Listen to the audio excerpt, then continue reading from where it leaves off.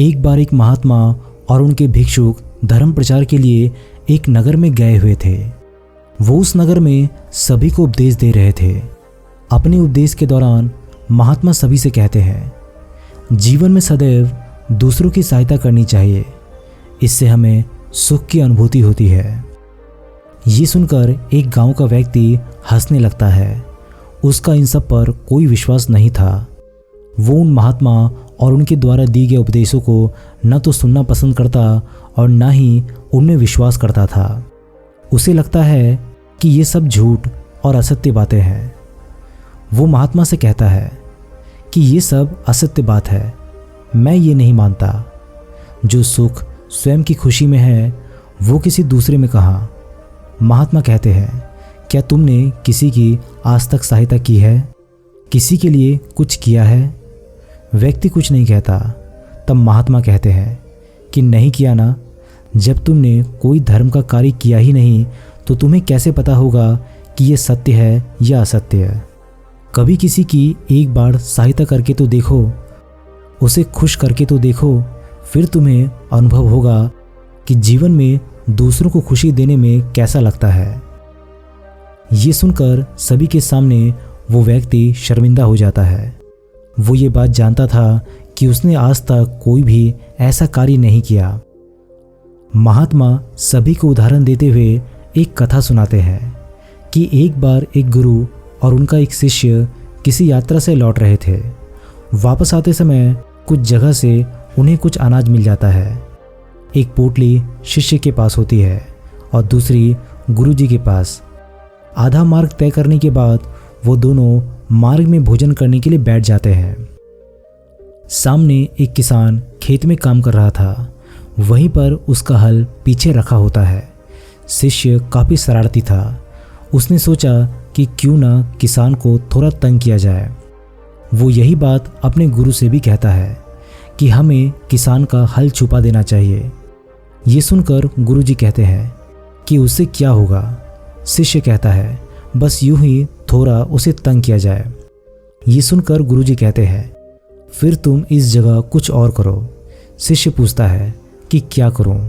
तब गुरुजी कहते हैं, स्वयं के अनाज की पोटली में एक पोटली उसके पास रखाओ और फिर देखते हैं कि वो क्या करेगा। गुरु के कहे अनुसार शिष्य धीरे से जाकर अपने अनाज की एक पोटली रखाता है और जाकर छुप जाता है।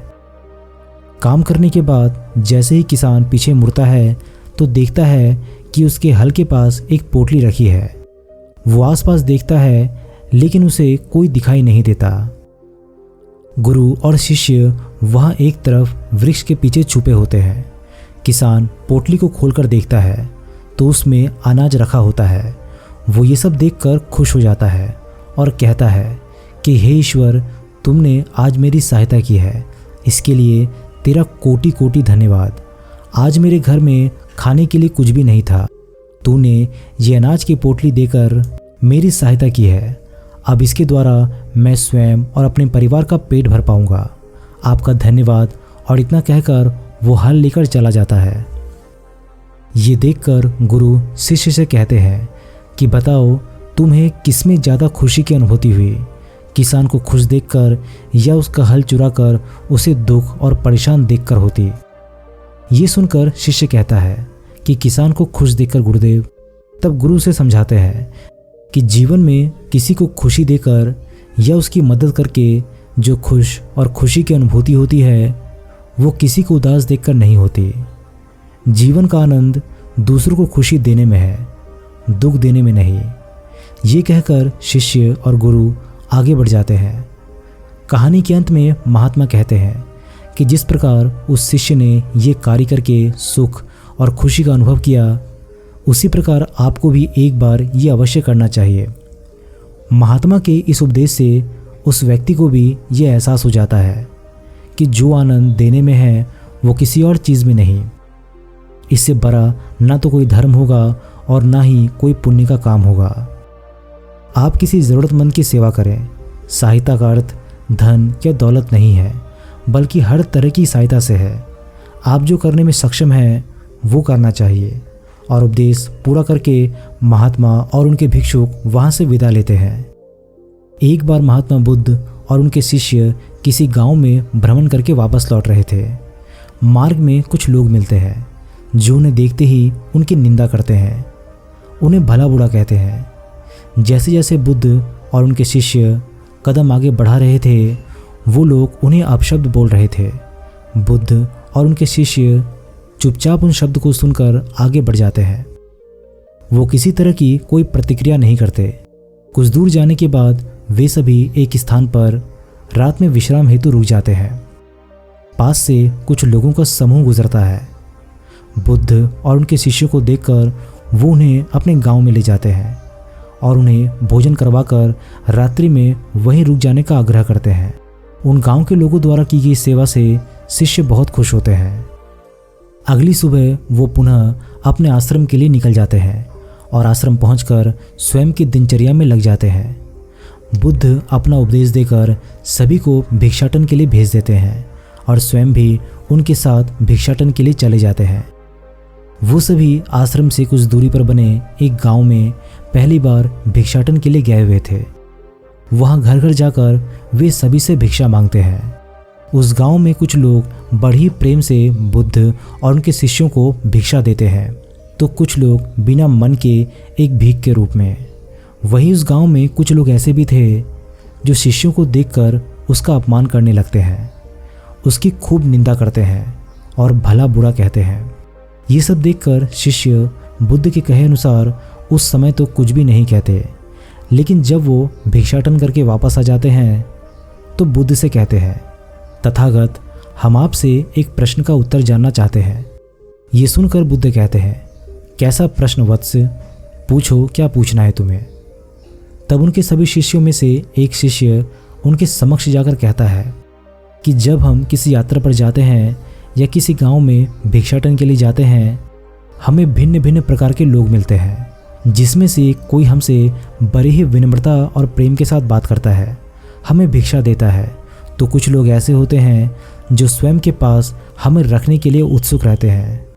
लेकिन इन सब में से कुछ लोग ऐसे भी होते हैं जो हमारी निंदा करते हैं, हमारे शब्दों का, हमारे पहनावों का, हमारे विचारों का, हमारे हर चीज़ का अपमान किया जाता है, भला बुरा कहा जाता है।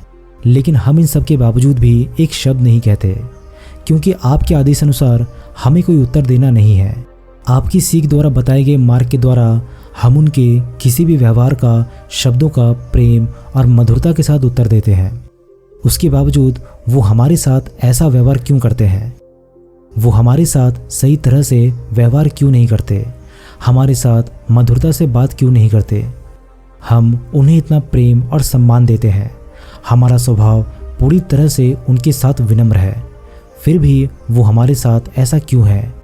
इसका क्या कारण है तथागत? उस शिष्य के इन सभी प्रश्नों पर अन्य शिष्य भी यही प्रश्न दोहरा देते हैं और वे भी बुद्ध से पूछते हैं, इन सब का क्या कारण है? सभी शिष्यों के प्रश्नों पर बुद्ध कहते हैं, मैं तुम सभी के इस प्रश्न का उत्तर अवश्य दूंगा, लेकिन उसके पूर्व आप सभी एक स्थान पर बैठ जाएं। बुद्ध सभी के साथ स्थान ग्रहण करते हैं। तब उन्हें उत्तर देते हुए कहते हैं कि ये तुमने सत्य कहा कि हमें हर जगह अलग अलग प्रकार के लोग मिलते हैं, उनका व्यवहार भी अलग है, जिनका केवल एक कारण है, उनकी सोच। जिस व्यक्ति की जैसी सोच होती है वो वैसा ही व्यवहार करते हैं, उसमें कोई संदेह नहीं।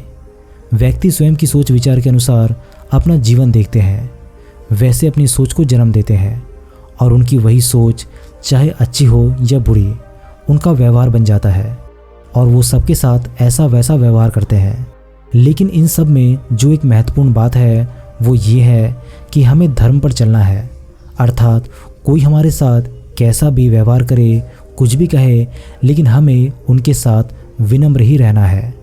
अब ऐसा क्यों है, इसका कारण जान लो। मैं तुम्हें पहले बहुत बार समझा चुका हूँ। हमें हमारे कर्तव्य को पूरा करना है, बिना किसी लालच के आपको सभी के साथ विनम्र व्यवहार करना है। सामने वाले से ना तो निंदा की अपेक्षा करें और ना ही प्रशंसा की। आपको दूसरों को प्रेम देना आना चाहिए, लेकिन ये भी ध्यान रखें कि आपको उनसे उसी तरह का प्रेम भी मिलेगा। इसकी उम्मीद नहीं रखनी है, ये उनका निर्णय है। जब हम किसी को बिना किसी स्वार्थ के प्रेम, सम्मान, मधुरता देने लगेंगे, तब हमारे लिए उनका व्यवहार अच्छा है या बुरा, इससे कोई फर्क नहीं पड़ेगा। आप स्वयं के कर्म पर केवल ध्यान देंगे। बुद्ध आगे शिष्य को समझाते हुए कहते हैं कि सच्ची भावना, लगाव, करुणा तभी कार्यत सिद्ध होती है जब वो निस्वार्थ हो। किसी की भी सेवा या सहायता हमेशा बिना किसी स्वार्थ के करनी चाहिए। आप उनकी सेवा करें, लेकिन बदले में कुछ भी उनसे चाह न रखें। एक छोटी सी कहानी है। एक बार एक गुरु अपने कुछ शिष्यों के साथ किसी यात्रा से लौट रहे थे। मार्ग में सभी को प्यास लग जाती है। वो गुरु सभी शिष्यों को एक नदी किनारे ले जाते हैं। वहाँ पर एक छोटा सा मटका रखा होता है। शिष्य उस मटके को उठाकर उसमें पानी भर के तुरंत पी लेते हैं और फिर उसी मटके में पानी भर के गुरु के लिए लाते हैं। लेकिन गुरु तक पहुँचने में मटका खाली हो जाता है, उसमें थोड़ा ही पानी बचता है। ये देखकर शिष्य फिर नदी पर जाकर पानी भर के उस मटके को ले आता है, लेकिन फिर उसका सारा पानी खत्म हो जाता है। ये देखकर गुरुजी कहते हैं, तुम्हारा इसे भरना व्यर्थ है। शिष्य कहते हैं कि क्यों गुरुदेव? तभी गुरुजी कहते हैं, क्योंकि ये मटका फूटा है, इसके नीचे के छेद से सारा पानी बह रहा है, इसीलिए आपकी मेहनत व्यर्थ जा रही है। इस कहानी के अंत में बुद्ध अपने सभी शिष्यों को समझाते हुए कहते हैं, इस छोटी सी कहानी द्वारा मैं तुम्हें यही समझाना चाहता हूँ कि किसी की सेवा सहायता करो, लेकिन बदले में वही आपको मिले उसकी चाह कभी मत रखो। वो चाह रखना बिल्कुल व्यर्थ है। जब तक मनुष्य स्वयं की हुई सेवा सहायता के बदले सामने वाले से किसी भी तरह का आशा रखेगा, उसे निराशा ही मिलेगी। तुमने भी वही किया, स्वयं की विनम्रता के बदले उससे विनम्रता की चाह रखी, यही तुम्हारी गलती है। महात्मा बुद्ध के इस पूरे उपदेश को सुनकर उनके सभी शिष्यों को उनके प्रश्नों का उत्तर मिल जाता है। वो समझ जाते हैं कि किसी की भी सेवा के बदले वापस वैसे ही सेवा मिलने की आशा रखना हमें दुखी करता है। इसीलिए इस तरह की चाह उनसे नहीं रखनी चाहिए, और वो बुद्ध के उत्तर से संतुष्ट हो गए।